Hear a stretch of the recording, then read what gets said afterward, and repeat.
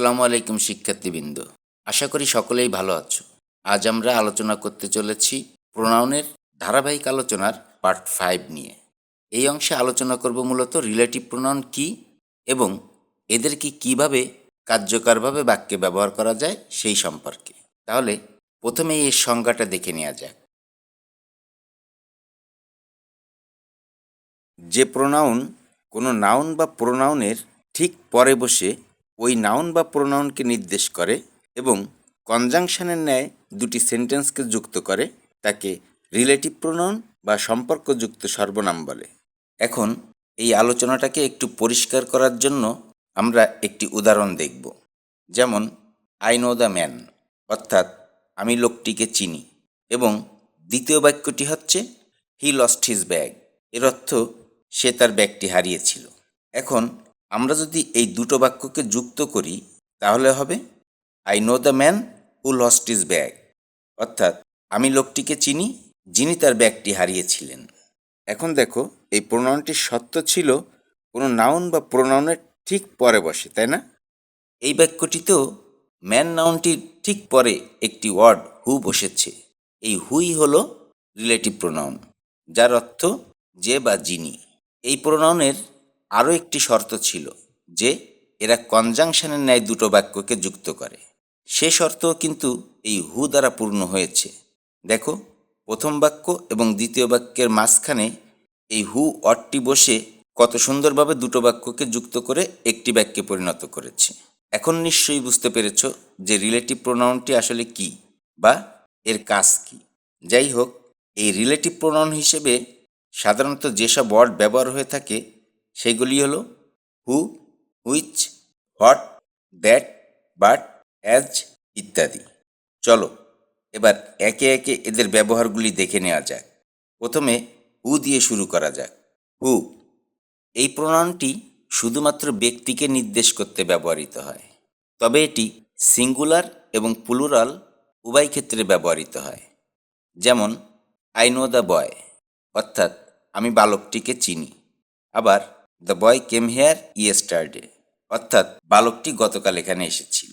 এই দুটি বাক্যের মাঝখানে যদি হু নামক প্রোনাউনটি ব্যবহার করা হয় তাহলে হবে I know the boy who came here yesterday, অর্থাৎ যে বালকটি গতকাল এখানে এসেছিল আমি তাকে চিনি। দেখেছ, শুধুমাত্র একটি প্রোনাউন ব্যবহার করে কত সুন্দরভাবে দুটি বাক্যকে একটি বাক্যে পরিণত করা গেল, এবং বাক্যটি শুনতেও কিন্তু সুন্দর লাগছে। যাই হোক, এখন আমরা হুইসের ব্যবহারটা দেখব। হুইচ, এই প্রোনাউনটি ইতর প্রাণী, অচেতন বস্তু ও শিশুকে নির্দেশ করতে ব্যবহৃত হয়ে থাকে। এখানে ইতর প্রাণী মানে গরু, ছাগল, হাঁস, মুরগি ইত্যাদি, এবং অচেতন বস্তু মানে চেয়ার, টেবিল, বই, খাতা ইত্যাদি। আর শিশু তো বুঝতেই পারছ। প্রথমে ইতর প্রাণীর ক্ষেত্রে এর ব্যবহার দেখব। দে হ্যাভ এ ডাক, অর্থাৎ তাদের একটি হাঁস আছে।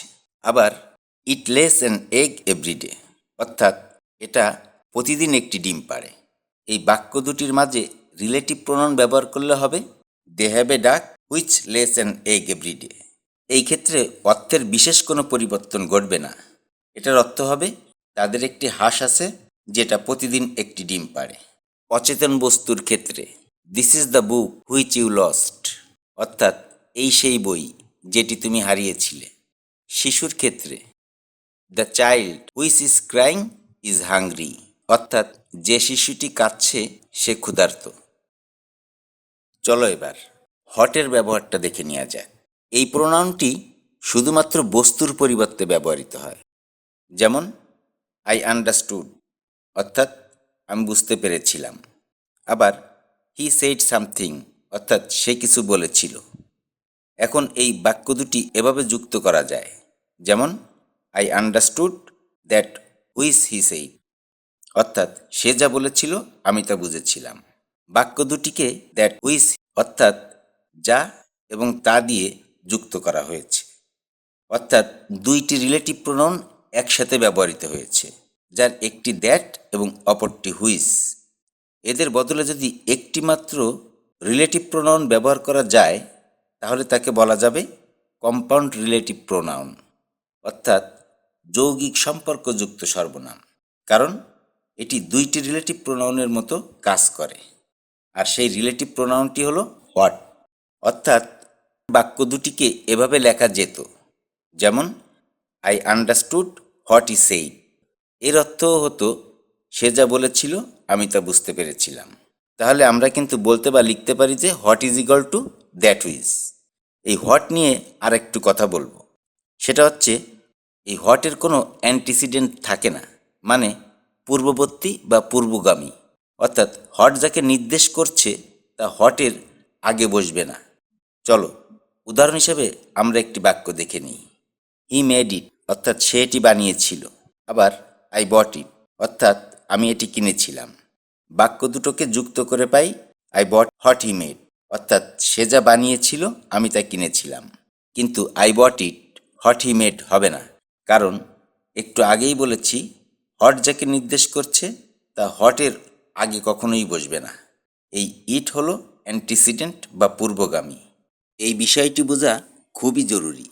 একবারে বুঝতে অসুবিধা হলে ভিডিওটি এই জায়গাটুকু দুইবার দেখে নিতে পারো। যাই হোক, এখন দ্যাট সম্পর্কে কিছু কথা বলা যাক। এই প্রণয়নটি ব্যক্তি বা বস্তু উভয়ের ক্ষেত্রে ব্যবহৃত হয় এবং এটি সিঙ্গুলার ও প্লুরাল উভয় নাউনের পরিবর্তে বসে। প্রথমে ব্যক্তির পরিবর্তে কিভাবে ব্যবহৃত হয় সেটি দেখে নেওয়া যাক। যেমন she is the woman that I meet yesterday, অর্থাৎ তিনি সেই মহিলা যার সাথে আমি গতকাল দেখা করেছি। এখানে দ্যাট দ্বারা পূর্বে উল্লেখিত ওই মহিলাকেই বোঝানো হয়েছে। আর এই প্রোনাউনগুলি যে পূর্বে উল্লেখিত নাউন বা প্রোনাউনের পরিবর্তে বসে সেটা কিন্তু আমরা শুরুতেই আলোচনা করেছি।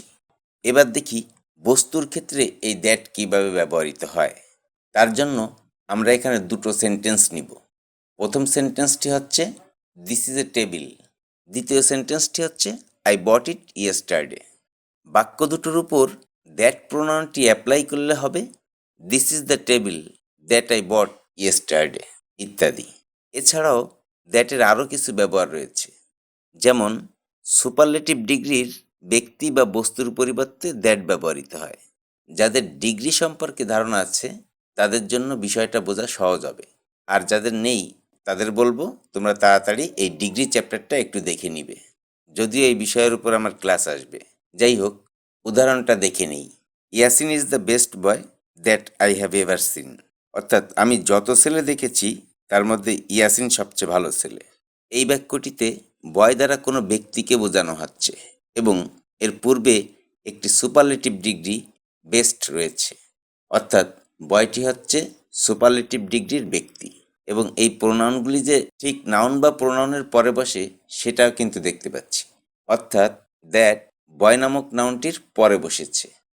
এই প্রোনাউনটির ব্যাপকতা অনেক বেশি, যেমন any, same, all, the same, only, none, nothing ইত্যাদির পরে দ্যাট ব্যবহৃত হয়। যেমন I have nothing that I can give you, অর্থাৎ আমার কাছে এমন কিছুই নেই যা আমি তোমাকে দিতে পারি। দ্যাট কিন্তু নাথিংয়ের পরেই বসেছে। আবার you can give me any book that you like, অর্থাৎ তুমি আমাকে তোমার পছন্দের যে কোনো বই দিতে পারো ইত্যাদি। এই দ্যাট আরও উপায়ে ব্যবহার হতে পারে, যেমন হু, হুইচ, হট ইন্ট্রোগেটিভ প্রোনাউন হিসেবে ব্যবহৃত হলে সেক্ষেত্রে এদের পরে রিলেটিভ প্রোনাউন হিসেবে দ্যাট ব্যবহৃত হয়। যেমন who is the boy that came here yesterday, অর্থাৎ গতকাল এখানে আসা ছেলেটি কে। আবার অর্ডিনাল নিউমারাল অ্যাডজেক্টিভ অর্থাৎ ফার্স্ট, সেকেন্ড, থার্ড ইত্যাদি সংখ্যাবাচক বিশেষণের পর দ্যাট ব্যবহৃত হতে পারে। যেমন Sabbir is the first man that entered in the classroom, অর্থাৎ সাব্বির প্রথম ব্যক্তি যে ক্লাসরুমে প্রবেশ করেছিল। যাই হোক, দ্যাট সম্পর্কে আর নয়, এখন আমরা বাটের কিছু ব্যবহার দেখে নেই। বাটকে আমরা সচরাচর কনজাংশন হিসেবে ব্যবহার করি, কিন্তু এটি কখনো কখনো রিলেটিভ প্রোনাউন হিসেবেও ব্যবহার হয়ে থাকে। যেমন there is no mother who doesn't love her child, অর্থাৎ এমন কোনো মা নাই যে তার সন্তানকে ভালোবাসে না।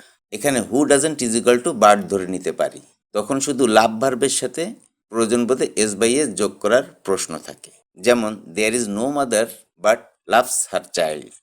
এখন প্রশ্ন আসতে পারে বাট এখানে কেন প্রোনাউন? এর উত্তর পেতে আমরা হু এর দিকে তাকাতে পারি। হু একটি রিলেটিভ প্রোনাউন আমরা সকলেই জানি, বাট তার পরিবর্তে বসেছে। সুতরাং বাটও এক্ষেত্রে একটি রিলেটিভ প্রোনাউন হবে। এগুলিই ছিল মূলত রিলেটিভ প্রোনাউন সম্পর্কিত আলোচনা। শিক্ষার্থীবৃন্দ, এই ভিডিওটিতে যদি কোনো ভুল দৃষ্টগোচর হয় তাহলে অবশ্যই কমেন্ট বক্সে কমেন্ট করে জানাবে। আগামী ক্লাসে আমরা আলোচনা করব রেসিপ্রোকাল প্রোনাউন সম্পর্কে। আরেকটি কথা, ভিডিওটি যদি ভালো লাগে তাহলে শেয়ার, কমেন্ট, লাইক করতে ভুলবে না। আসলে একটি ভিডিও সকলের জন্য সমান কার্যকারী নয়।